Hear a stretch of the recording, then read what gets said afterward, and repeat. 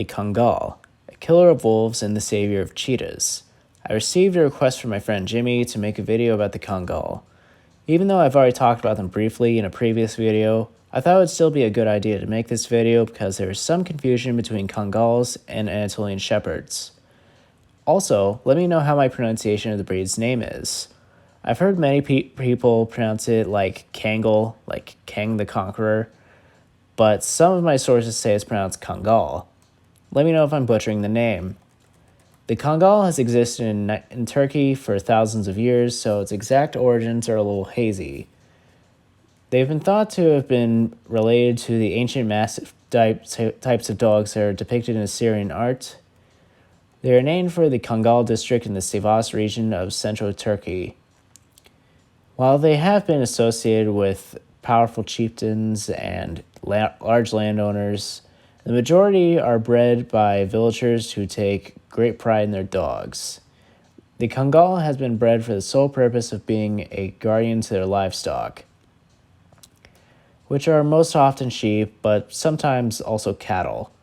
The predators that they have to face in their native land of Turkey include wolves, bears, and the occasional jackal. There are plenty of videos on the internet of Kangals attacking or killing wolves, and social media has hyped up this breed as being every wolf's nightmare. Though they are capable of killing wolves, in actuality it's about 50-50. A couple of Kangals can kill a wolf, but a large pack of wolves can kill the dogs. Also keep in mind that these are puny European wolves, so who knows how they would be up against the larger timber and Arctic wolves that we have in North America. Often Kangal will work in pairs and sometimes a pack for increased protection. They normally have cropped ears because wolves will normally attack anything that's hanging on a dog to cause them pain, and also to prevent frostbite when it gets cold out. They have also traditionally worn spiked collars to protect the dog's neck when they go up against a predator. When the Kangal notices a predator near its flock, it will start things off by barking. This notifies the sheep or cattle to get behind the dog. The Kangal will always put itself between the predator and the flock, or its handler.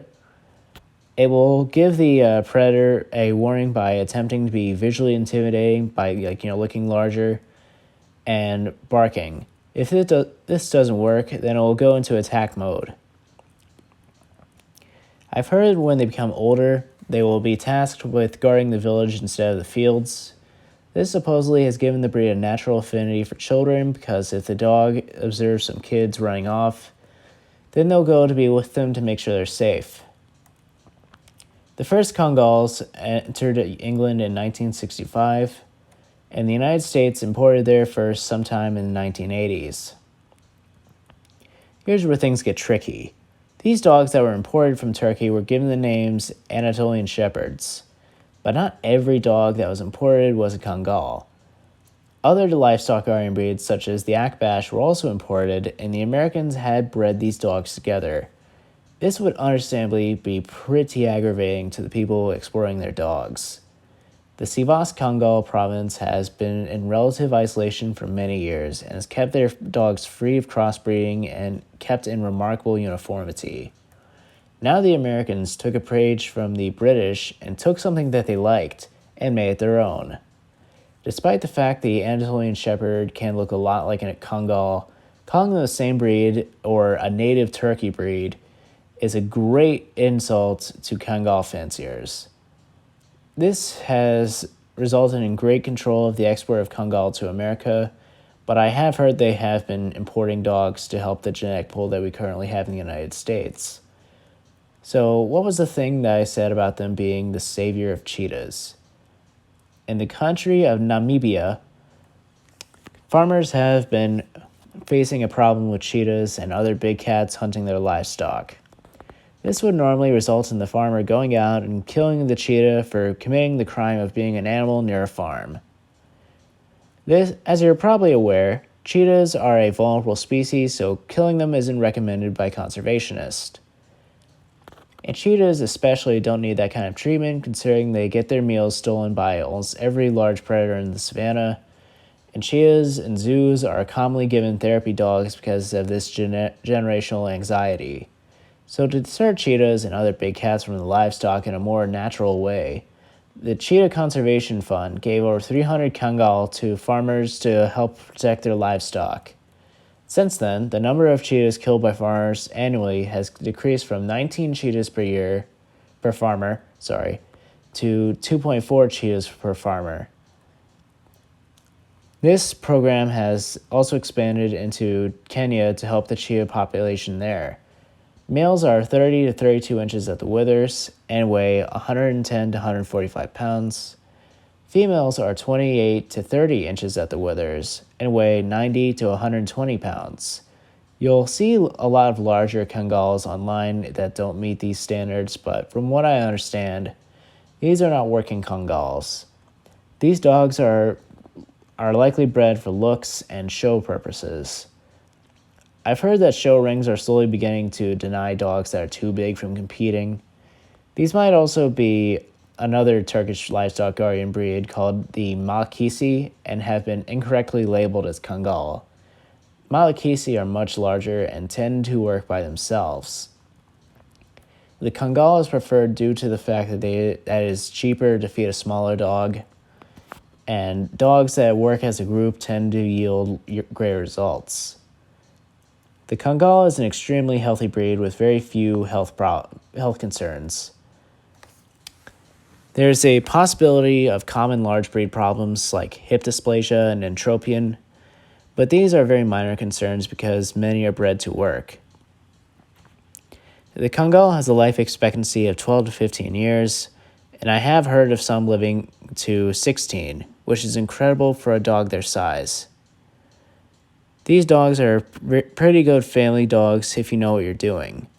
While they can be pretty inactive when indoors, living in an apartment isn't recommended. A large fenced-in yard would be best because they tend not to understand boundaries and may go off to fight other dogs. Mental stimulation is also very important because they will dig when they get bored. The Kangal is one of the more people-oriented livestock guardian breeds, so it is possible to have them around children and guests if properly introduced. They do make good guard dogs, but though they may not be good personal protection dogs because it affects their judgment of people when they are trained in that manner. It's better to let them use their own judgment because training them to be personal protectors may result in disaster. The Kangal supposedly has the highest bite force of any dog, though that kind of measurement is inaccurate. Just something that may or may not be true to keep in mind. Kangals can be rather hard to train, as are most livestock guardian breeds. When training, don't expect border collie levels of obedience. Livestock guardian dogs rarely have to take orders from humans, so they aren't really bred for obedience. One of the videos I watched had an owner joke that if you train your Kangal to reliably recall, you'll go down in history. So with all that in mind, would I ever consider bringing a Kangal into my home? Probably not. While I do have a great admiration for livestock guardian breeds, I'm not very open to the idea of owning one because they are hard to train and can be aggressive with other dogs. I think it's probably possible to have one in a multi-dog home if raised as a puppy, alongside all the other dogs. But I also enjoy taking my dogs to the dog park, and they aren't well suited for that. Perhaps I may change my mind should I ever get a farm and end up needing I end up having a predator problem. I've never met a Kangal before. I did go onto the Kangal Club of America's website while I was writing the script for this video, and apparently there is a breeder close to where I live. I'm not saying I'm getting one, but I do live in a farming community, so maybe someday someone near me will get one. I have seen a lot of Great Pyrenees around here, so people do have livestock guardian dogs. Anyway, Jimmy, I hope you liked the video. The next video will be about cloning dogs, and after that I was going to do another set of dog breed videos from a specific group of dogs. I still haven't figured out what group, though. I'm tempted to talk about Mastiff breeds, but I also want to talk about Terriers. Sledding breeds would also be good. I don't know. I'll make a poll when the time comes, and I'll let you vote. Let me know if there's any dog related topic you'd like for me to talk about. I really like taking requests. Leave a comment. I love hearing feedback. Tell me if you have any experience with the Kangal breed. Have a great day, and don't stab he who remains. You may not like his variants.